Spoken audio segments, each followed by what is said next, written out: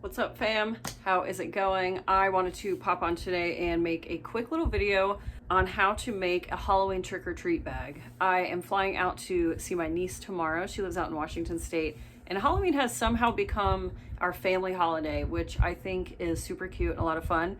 Now Juno is 4, so she has been for the last couple of years deciding what we dress up as. Last year she was Batman, and so we were all like kind of superhero people, and I was Harley Quinn. And then this year she wanted to be mermaids, so we are doing that. I'm not too keen on it, so I might be a ghost mermaid. I think I might whip out a white sheet and then you have like fish scale leggings on and be a funny, funky, spooky ghost mermaid. But that's besides the point. Because I'm going out to see her, I wanted to make her a trick-or-treat bag, and I thought that I would share this with you guys as well. So this bag ended up being, it's 10 inches tall by 7 inches wide, and it has a 3-inch depth down here. So lots and lots of room for lots and lots of candy. And as we all know, that is the name of the game on Halloween. I went with a gummy vinyl. I did gummy vinyl on top and bottom. And this purple gummy vinyl is definitely a little bit thinner than the pink. So I opted to put the pink on the bottom because I like the idea of having a thicker base. And then I used heat transfer vinyl and I added her name. I kind of talk about that in a little bit. So if you have any questions, just stay tuned and I will answer that. And you can tweak these measurements if you want to. I give the measurements in the video. I will also have them listed in the description box below. But you can tweak the measurements and make this wider, make it more narrow. You can make the top sections taller or wider. You can make this bag however you'd like.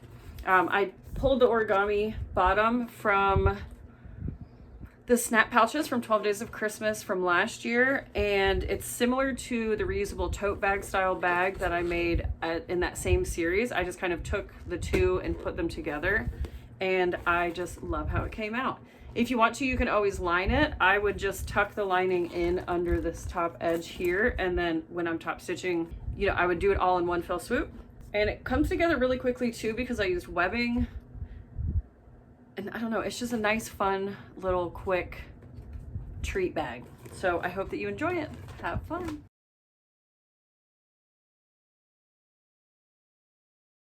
Material overview, we have 2 straps. These are 31 inches long. This is the 1-inch watercolor smudge from MoreMeKnow. I picked this up when I was up in St. Louis teaching because I figured Juno would love these colors. Her favorite color is rainbow. And then I'm using this purple jelly vinyl. And so you have 2 pieces of these, and these are 8 inches tall by 11 inches wide. And then this is the base here. And so this is 9 inches tall by 11 inches wide. You can see I put some heat transfer vinyl and I wrote out her name, and I did it 5/8 from this top cut here. Then if you are going to do this, you just want to make sure that the orientation is correct. You need it face up on one of the long edges. And then I'm going to add this sonar tag. This is from Heartwood and Hide. And then I have this little teeny tiny bestie woven label that I'm going to add in as well. So for my heat transfer vinyl, I've had this sheet for a really long time. And last time I used it, I forgot to peel the plastic backing off, but I did peel it off this time, and this is kind of like coarse glitter here. So I'm hoping that it holds up over time. And then putting heat transfer vinyl on the gummy vinyl, I was a little concerned about. You can see it kind of caused a little bit of rippling in through here. So I will say that when I first cut this panel, it was 12 inches wide, and then the heat caused this to shrink up a bit. So I trimmed it down to 11, which is going to be perfectly fine.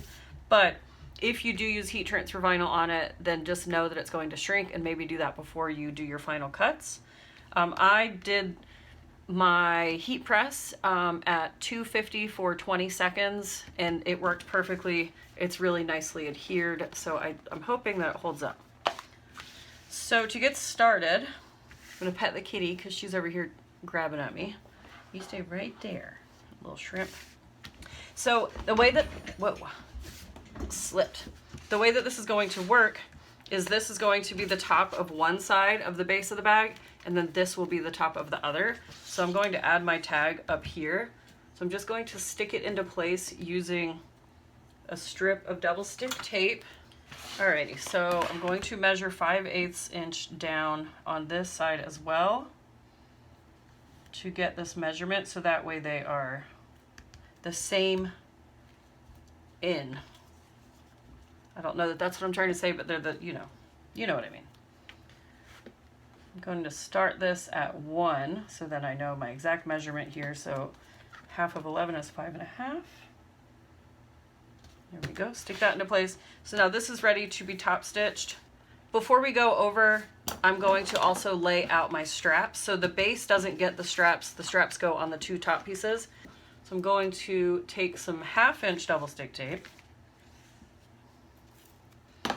And I'm just grabbing enough to adhere this to the gummy vinyl. And then you just want to make sure that it's not twisted.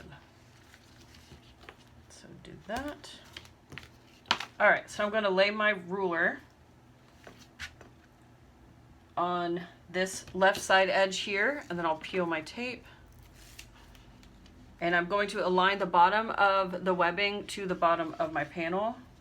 And using my ruler as my guideline here, I'm just going to press this into place, like so.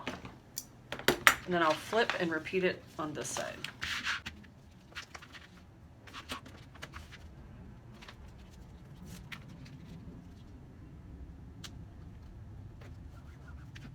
Now while I've got this panel here, I'm going to go ahead and make my marks to where I know whenever I'm stitching up the side, I need to know where to stitch across here to go back down. So I'm going to do that with the silver marking pen, and obviously you cannot remove it off of webbing, so you just want to be certain that whenever you're stitching, you stitch right across that line so that it blends in. I'm going to make my mark 1.5 inches from this top loose edge up here.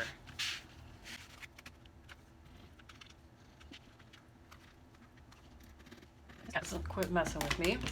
Okay, so that is the top panel ready to go, and now we will do the remaining panel the same exact way.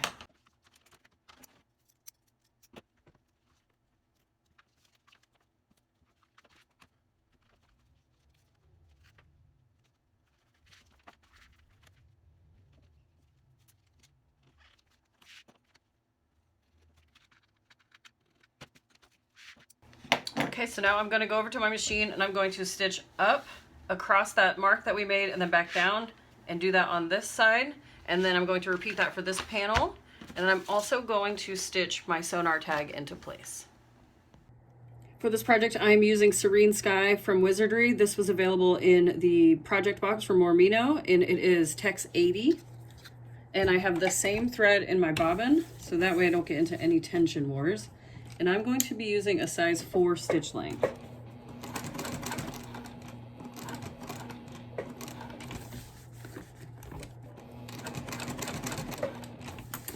I also have a size 18 needle.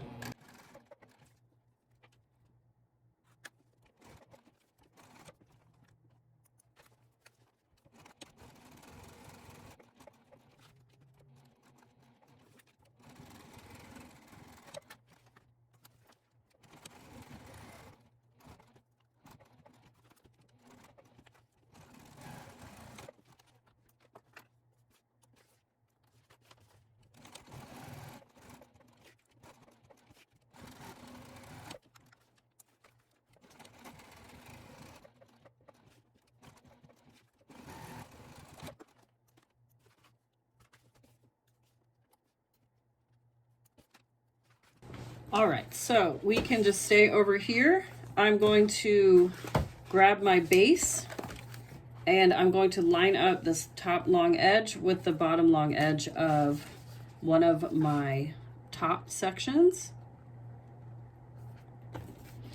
And then you're just going to clip and sew it across the bottom. I'm using a 1/4 inch seam allowance.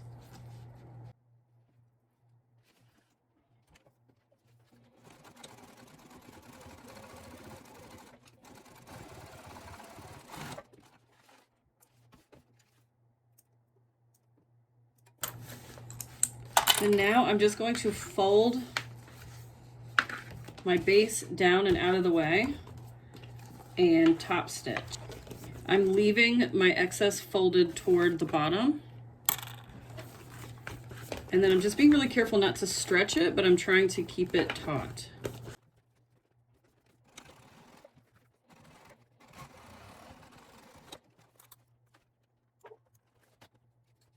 And then now I'm just going to repeat with the other side. And just make sure that you have your edges lined up correctly.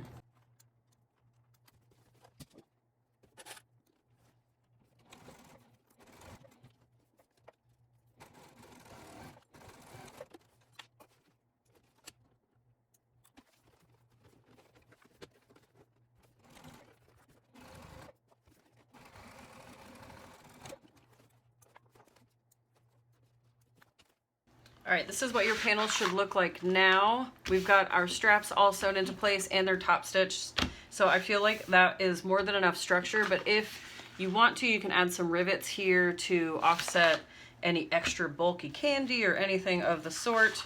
So now what we're going to do is fold it in half. And ultimately what I would like to happen is that these, sorry, I don't know why the color balance is so off, I apologize, but I would like my side seams to meet up, and that might mean that my top edge will need to be trimmed a little bit, and that's okay. So I'm just going to add a clip here and flip and then align these two edges. And then you can fold, finger press. I'm going to find our middle. And from the middle, because I want a 3-inch bottom, I need to measure up 1.5 inches on this side and then also this side.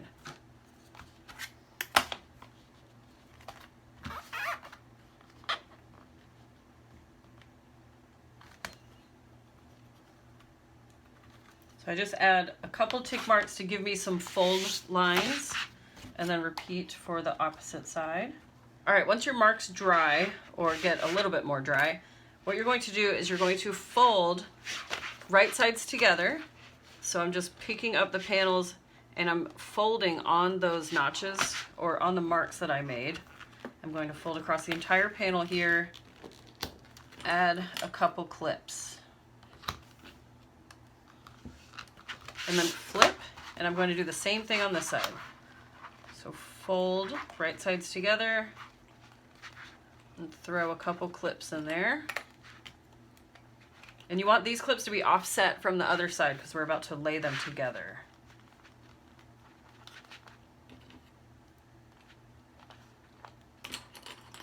All right, so this is what you should be looking at. It's gonna look something like this. And so when you lay it flat, you're going to crease the center here and fold these two folded edges on top of each other and then clip those two together. And what I'm also keeping an eye on, again, is my side seam over here. I'm gonna try to make sure that everything is nice and lined up.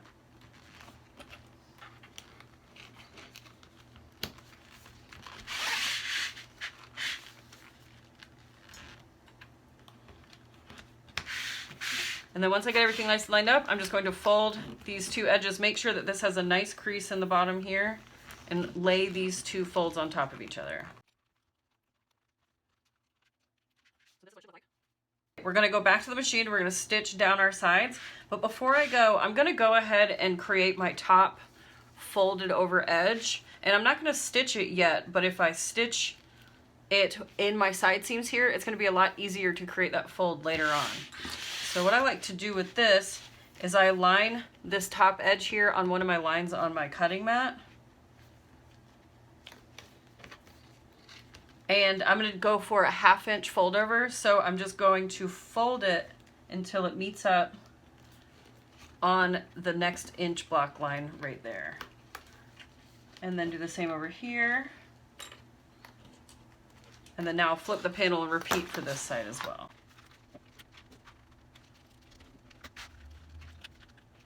Okay, so now we're all ready. We're gonna go and stitch up our sides here. I'm gonna be doing a 1/4 inch as well, but if you want to, you can bump it in on a 1/2 inch and give yourself some more leeway to trim if you need to do that.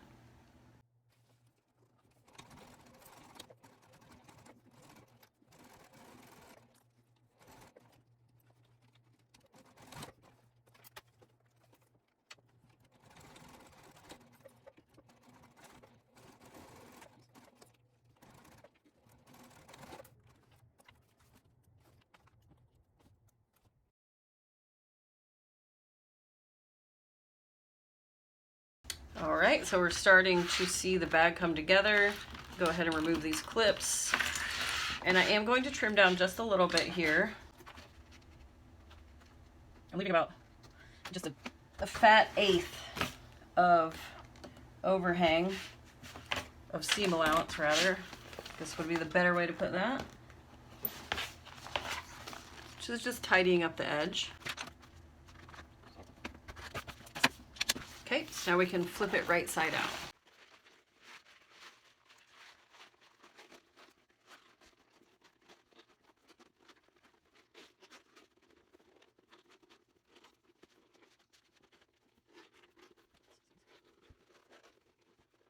Okay, so as you can see, the bag is starting to take shape for real now. And then the last thing that we need to do is we're just going to fold over. See, so because we sewed in these side seams, this top edge wants to naturally fold. And so I just like to put my thumbs there and then you just pull it taut and you'll see it naturally flips down. And then just add some clips to hold it into place.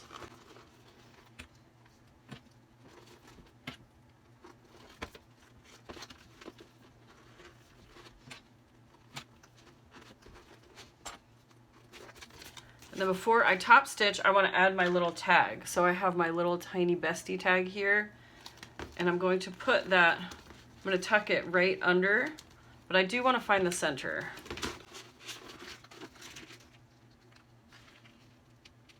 And so I just tucked it into my fold up in there, and I will catch it in my top stitch. Like that. Okay, so then we'll just go to the machine and top stitch all the way around. Okay, so I like to start at a side seam because then my back stitches will be hidden. And I'm just gonna grip it and rip it. Make sure your strap stays out of the way or else you're gonna stitch it to the bag, which I suppose if you want to, adding another layer of stitching on the strap here is not going to be a bad thing, and then you could pop a rivet right there.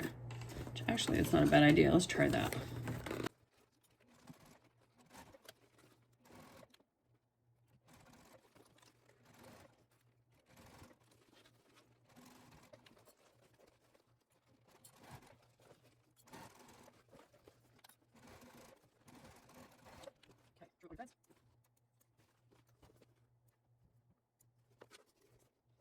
Alrighty, so this is the completed bag. It has this cool origami fold here.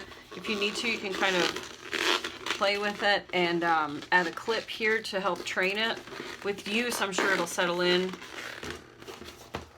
But isn't she just darling? I'm really sorry about the light quality in here. I think it's because it's like almost dusk and it's dark in my studio unless I have lights on, but when I have lights on, it like throws the white balance out, and this material is not the best to be able to see with awkward lighting. But anyways, I think that it came out super cute.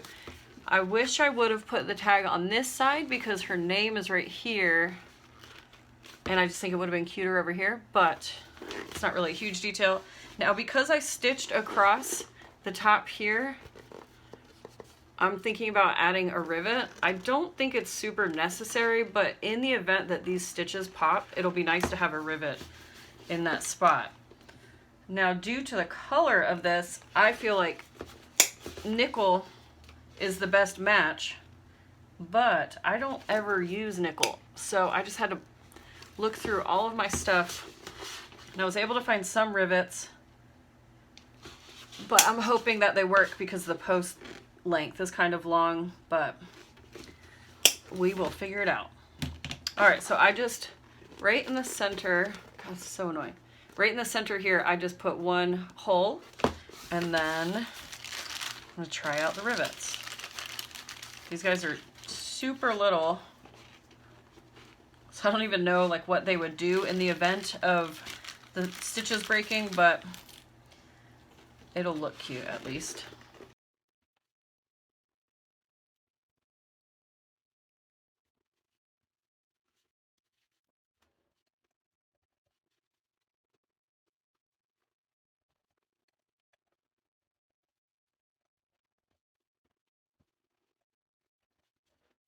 we made it. We are here. And I don't know about y'all. I don't know how the weather is where you're at, but it is so hot here today.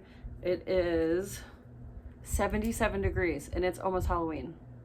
What is up with that? Last week it was nice and cool, so we turned the AC off. We had to turn the heat on, as a matter of fact. And this week we are dying. It's cold in the mornings and hot during the day, and I'm literally sitting in my studio just sweating. I don't like this weather. But alas, I hope that you enjoyed this quick video on how to make a trick-or-treat bag, and I will see you guys very soon. But until then, happy Halloween.